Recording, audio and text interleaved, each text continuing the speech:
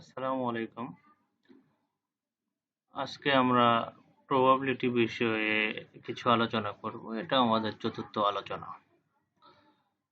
তো দেখো গতদিন আমরা এর আগে আমরা প্রবাবিলিটি কি প্রবাবিলিটির নরমাল কিছু ম্যাথমেটিক্যাল প্রবলেম ছিল সেগুলো সলভ করেছি।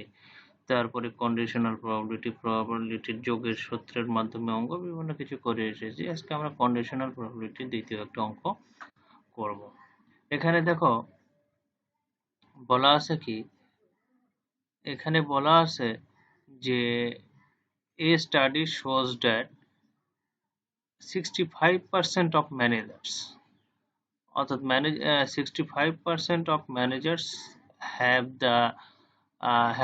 some business education and 50% manager had some engineering education background।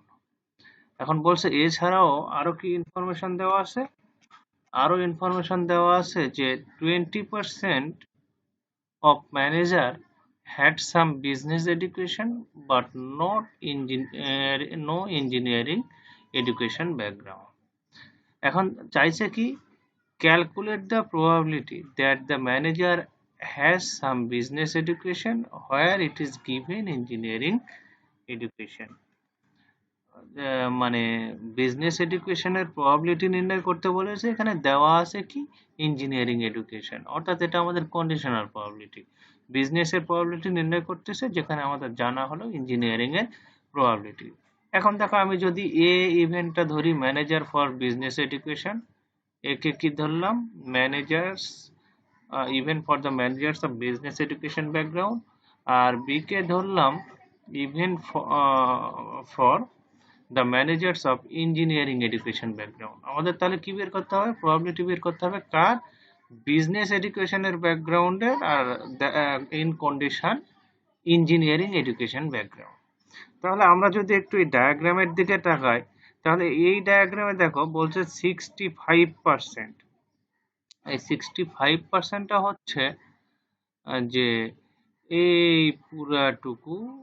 পুরো যে গোল অংশ সেটা যদি 65% হয়, এটা যদি আমরা ধরি যেটা আমাদের বিজনেস এডুকেশন ব্যাকগ্রাউন্ড, তাহলে এই পুরোটা হলো 65%। পুরোটা কত? 65%। এবার বলছে তাহলে আবার ইঞ্জিনিয়ারিং কত? ইঞ্জিনিয়ারিং লক্ষ্য করো, ইঞ্জিনিয়ারিংটা হলো 50%, যা এই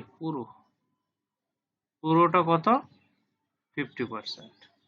লক্ষ্য করো পুরোটা হলো 50%। যে এই আহ, অর্থাৎ তাহলে আমাদের বের করতে হবে কন্ডিশনাল প্রবাবিলিটি। কন্ডিশনাল প্রবাবিলিটি সূত্র এটা আমরা জানি। আর পি অফ এ কত দেওয়া আছে? 65%। তাহলে 65% মানে কত? যে 60/100 বা 13/20।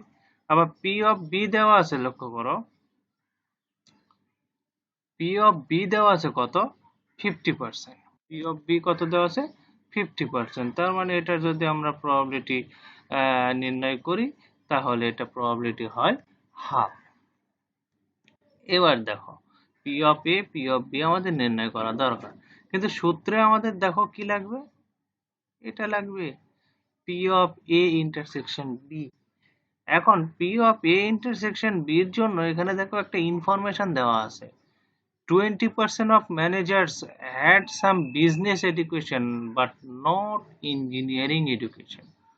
অর্থাৎ এই 20% এমন আছে যাদের শুধু বিজনেস এডুকেশন আছে। অর্থাৎ আমরা যদি গ্রাফিক্যালি আমরা যদি এই ফিগারে দেখতে চাই যে 20% এর ভিতর কি আসলে আছে, 20% এ শুধু এই যে এইটুকু অংশই হলো 20%। দেখো এইটুকু অংশের ভিতর কি কোনো ইঞ্জিনিয়ারিং আছে? যেমন এটার ইফেক্ট আছে কি, এই যে এই পর্যন্ত এই কমন অংশে এদের ইফেক্ট আছে। আর বলতেছে যে এইটুকু অংশটা হলো 20%, এইটুকু অংশ হলো 20%। তাহলে এইটুকু অংশ যদি 20% হয়, তাহলে ভাই এই যে এইটুকু অংশ কত? তাহলে এইটুকু অংশ কত? এটাই তো আমাদের ইন্টারসেকশন রিজন। তাহলে এইটুকু অংশ কত? এইটুকু অংশ দেখো, এই যে এই টোটাল অংশ, এই টোটাল সার্কেলটা কত ছিল? 65। টোটাল সার্কেল কত ছিল? 65। আর এই যে এইটুকু অংশ, এই যে এইটুকু অংশ আমরা কত পেলাম? 20। এইটুকু অংশ কত আমাদের? 20। তার মানে 65 মাইনাস 20% বাদ দিলে যেটা হবে সেটাই হলো P of A intersection B. তাহলে এখান থেকে আমরা P of A intersection B পেয়ে গেলাম। যখন ভ্যালুগুলো পেয়ে গেছি, সবগুলো ভ্যালু কোথায় বসাবো? 1 নাম্বার সমীকরণে। 1 নাম্বার সমীকরণে এই যে বসে দেওয়া হয়েছে। 1 নাম্বার সমীকরণে বসে দেওয়া হয়েছে। বসে দেওয়ার ফলে আমরা রেজাল্ট পেয়ে গেছি 9/2। খুবই সোজা অঙ্ক ভাই, তোমরা একবার দেখলেই পারবা, একটু ভালো করে দেখার চেষ্টা করো। এবার দেখো কন্ডিশনাল প্রবাবিলিটির আরেকটা অঙ্ক এখানে আছে। বলেছে a box contain 10 green and 8 red balls। একটা বক্সে 10টা সবুজ বল এবং 8টি লাল বল আছে। 2 balls are drawn successively at random। দৈব চয়নে 2টা বল পরপর তোলা হলো from the box হতে। Find the probability that the balls will be red, that the both balls will be red, considering both cases with and without replacement। Considering both cases with and without replacement। লক্ষ্য করো, একটা বক্সের ভিতর যদি আমরা বল থাকে, একটা বক্সের ভিতর কিছু বল আছে, আমাকে বলা হয়েছে 2টা বল এখান থেকে তুলতে হবে, একটার পর একটাই। সাকসেসিভলি বলতে বোঝায়, সাকসেসিভলি শব্দের অর্থ হলো যে একটার পর আরেকটা। তাহলে একটা বক্সে কিছু বল আছে, আমাকে বলা হয়েছে এই বক্স থেকে 2টা বল উঠানোর জন্য। এখন 2টা বল আমি দেখো 2 ভাবে উঠাতে পারি। কিভাবে? প্রথম বলটা উঠালাম, উঠানোর পর এই বলটা আমি বক্সের ভিতরও আবার দিয়ে দিতে পারি, দিয়ে সেকেন্ড বল তুলতে পারি। অথবা প্রথম বল তোলার পর এই বলটা বক্সের মধ্যে না দিয়ে সাইডে রেখে আবার দ্বিতীয় বল তুলতে পারি। অর্থাৎ লটারি যখন আমরা করি, লটারিতে যে এক টিকিটে যদি একটা পুরস্কার হয়, তাহলে আমরা কি করি? ওই যে একটা টিকিট তুলি, তোলার পর যে পুরস্কার পেলো তারপর এই টিকিটটা ছিঁড়ে ফেলে দিই। ছিঁড়ে ফেলে দিচ্ছি মানে, ছিঁড়ে যখন ফেলে দিচ্ছি তখন এটাকে বলা হচ্ছে উইদাউট রিপ্লেসমেন্ট। মানে ওই টিকিটটা আমি আর বক্সে রিপ্লেস করতেছি না। আর যখন ছিঁড়ে না ফেলে দিয়ে যে একটা পুরস্কার পাইছে আবার পাওয়ার সুযোগ থাকতে পারে, তখন আমরা কি করব? বক্সের ভিতরে ওই টিকিটটা আবার দিয়ে দিব। এটাকে বলা হচ্ছে উইথ রিপ্লেসমেন্ট। তাহলে দেখি এই 2টা কেস আছে, 2টা কেসের জন্য এখানে আলোচনা করতে বলা হয়েছে। যে একটা বক্সের ভিতর কিছু রেড বল, কিছু গ্রিন বল আছে, আমি একটার পর একটা বল তুলবো, এইভাবে 2টা বল তুলবো, তাহলে প্রবাবিলিটি বের করো যে 2টা বলই রেড হবে। এখানে 2টা কেস কনসিডার করতে বলা হয়েছে, একটা হয়েছে উইথ রিপ্লেসমেন্ট আর একটা হলো উইদাউট রিপ্লেসমেন্ট। তাহলে দেখো একটা বক্সের ভিতর বল কয়টা আছে ভাই? 10টা গ্রিন বল। আর রেড বল কয়টা আছে? 8টা। টোটাল বল কয়টা ভাই? 18টা। তাহলে 2টা বল যদি আমি সাকসেসিভলি তুলি, তাহলে 2টা কেস এখানে পাওয়া যায়। একটাকে বলা হচ্ছে উইথ রিপ্লেসমেন্ট। আচ্ছা, তাহলে উইথ রিপ্লেসমেন্ট একটু দেখি। The probability of the first ball is to be red. প্রথম বল রেড হওয়ার চান্স কতটুকু ভাই? প্রথম বল রেড। রেড বল সংখ্যা কয়টা? 8টা। টোটাল বল সংখ্যা কয়টা? 18।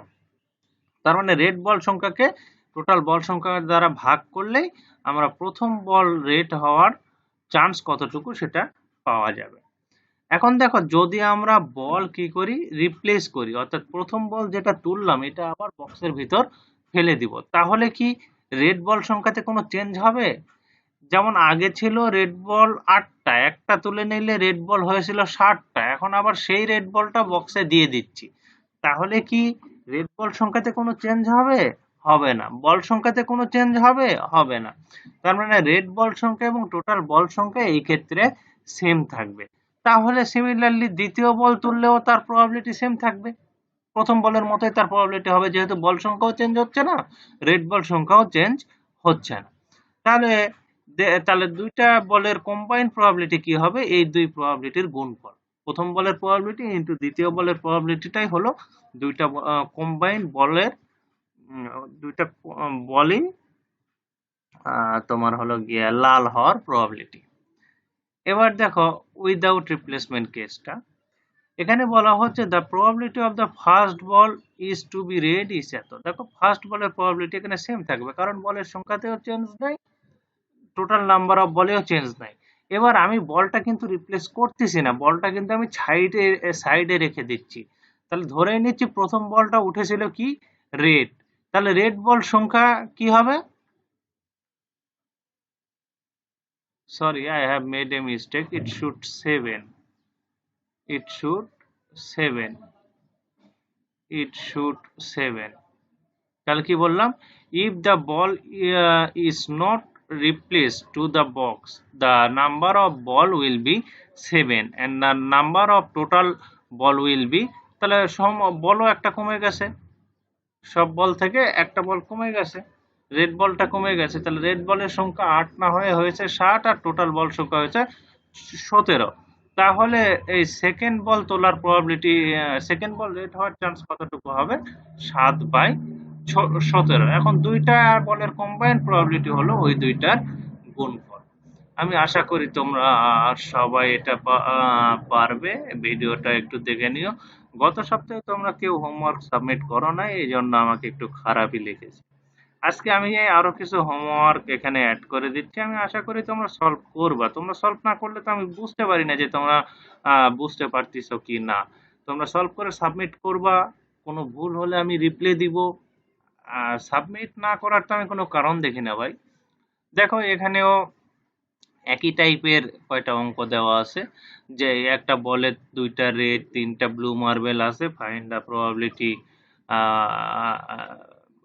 probability if two marbles are drawn at random successively. Both ball are blue, both ball are red. The first ball is red and second ball is blue. এই যে এখানে একই problem দেওয়া আছে। এখানে এজ বলতে বোঝায় হলো টিক্কা, তাসের বান্ডিলে টিক্কা মানে এ সাইন আলা কার্ড। এ সাইন আলা কার্ড টোটাল তাসের বক্সে আছে 4টা, তো সেখান থেকে 3টা তুললে প্রবাবিলিটি কেমন হবে সেই বিষয়ে এখানে আলোচনা করা আছে। এখানেও একই অবস্থা, ওই তাসের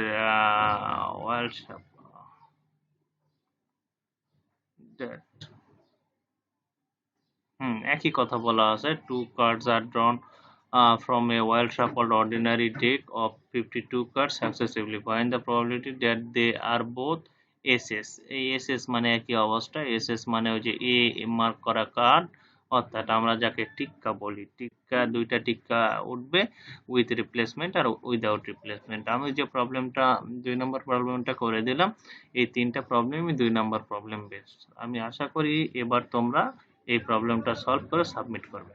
ধন্যবাদ সবাইকে।